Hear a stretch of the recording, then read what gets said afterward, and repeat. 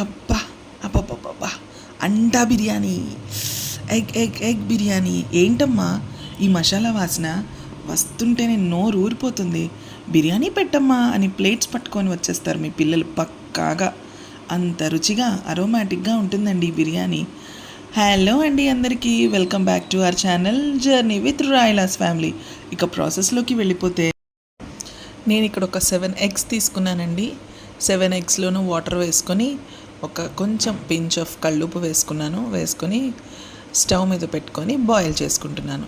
ఇప్పుడు నేను ఇక్కడ క్వాంటిటీ అల్లం వెల్లుల్లి అండ్ కొబ్బరి నేను చేసే 2 కర్రీస్కి తీసుకున్నానండి. అందుకని హాఫ్ ద క్వాంటిటీ తీసుకోండి. మీకు కొలతలకైతే 2 ఇంచుల అల్లం ముక్క, ఒక వెల్లుల్లి రెబ్బ అండ్ ఒక 2 ఇంచెస్ కొబ్బరి సరిపోతుంది.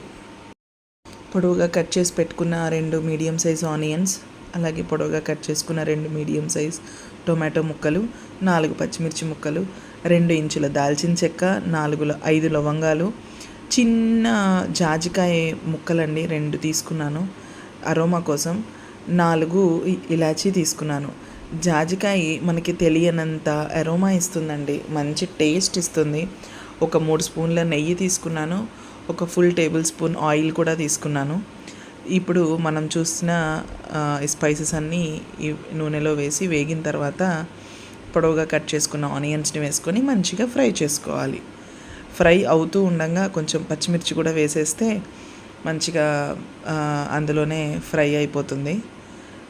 ఈ ఆనియన్స్ కొంచెం బ్రౌనిష్ కలర్ వస్తేనే టేస్ట్ బాగుంటుందండి. అలా వేయించుకుంటూ ఇలా బ్రౌనిష్ షేడ్ వచ్చిన తర్వాత మనం చేసి పెట్టుకున్న అల్లం వెల్లుల్లి కొబ్బరి పేస్ట్ని ఇందులో వేసుకొని పచ్చివాసన పోయేంత వరకు వేయించుకోవాలి. అందరూ అల్లం వెల్లుల్లి పేస్ట్ మాత్రమే వేస్తారండి బిర్యానీస్లో. అల్లం వెల్లుల్లితో కొంచెం కొబ్బరిని కూడా యాడ్ చేస్తే ఆ అరోమా చాలా రిచ్గా ఉంటుంది, చాలా బాగుంటుంది, కమ్మగా ఉంటుందండి బిర్యానీ.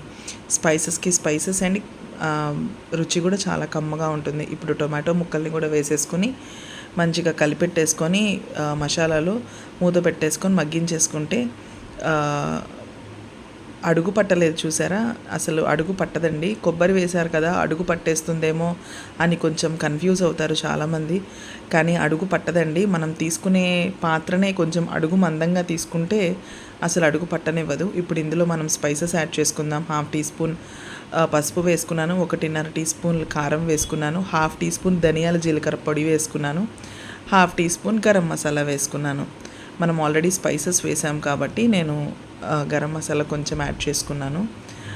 2 టేబుల్ స్పూన్స్ సాల్ట్ వేసుకున్నానండి.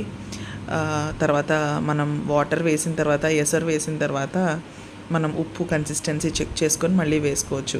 ఇప్పుడు కంప్లీట్ 2 గుప్పిళ్ళ పుదీనా వేసుకున్నానండి నేను.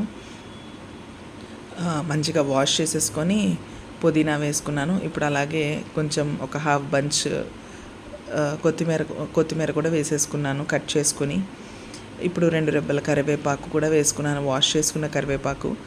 ఇప్పుడు వేసుకున్నవన్నీ కూడా మళ్ళీ మిక్స్ చేసుకొని మనం మంచిగా ఈ మసాలాలో మిక్స్ అయ్యేలాగా మనం మిక్స్ చేసుకోవాలి. మీరు గమనిస్తే మంచిగా రెడ్డిష్ కలర్ వచ్చిందండి. మీరు గమనిస్తే అసలు ఇక్కడ ఎన్ని స్పైసెస్ వేసినా, మనం ఎంత మగ్గపెట్టినా కొంచెం కూడా అడుగు పట్టలేదండి, పట్టదు కూడా. మంచి అరోమా రిలీజ్ అవుతుంది. ఇప్పుడు బాయిల్ అయిన ఎగ్స్కి మంచిగా ఘాట్లు పెట్టుకొని, ఈ ఘాట్లు పెట్టుకున్న ఎగ్స్ అన్నిటినీ కూడా అక్కడ బిర్యానీకి వేగుతున్న మసాలాలో వేసేసుకోవాలి. ఇందులో కొంచెం కసూరి మేతి కూడా వేసానండి ఫైనల్గా. వేసిన తర్వాత ఎగ్స్ వేసుకొని మంచిగా కలపెట్టేసుకున్నాను. ఇలా ఎగ్స్ వేసిన తర్వాత ఎగ్స్ని ఒక 5 to 10 minutes వరకు అందులో ఉంచితే సరిపోతుందండి.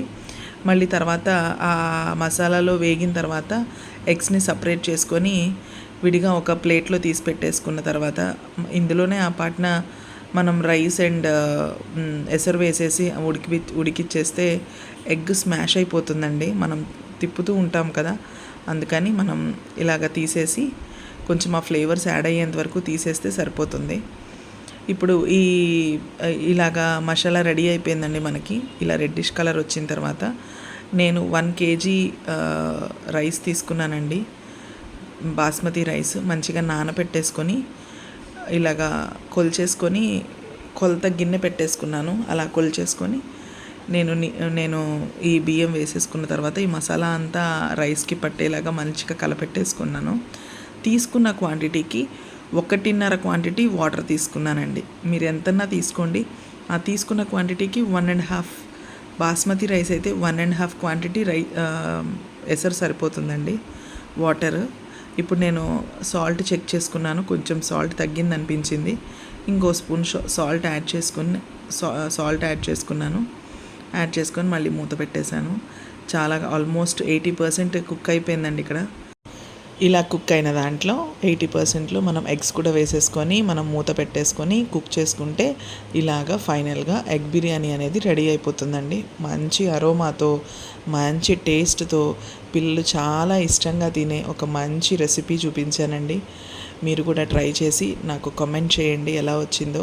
తప్పకుండా ట్రై చేయండి. Please like, share and subscribe. Thank you for watching.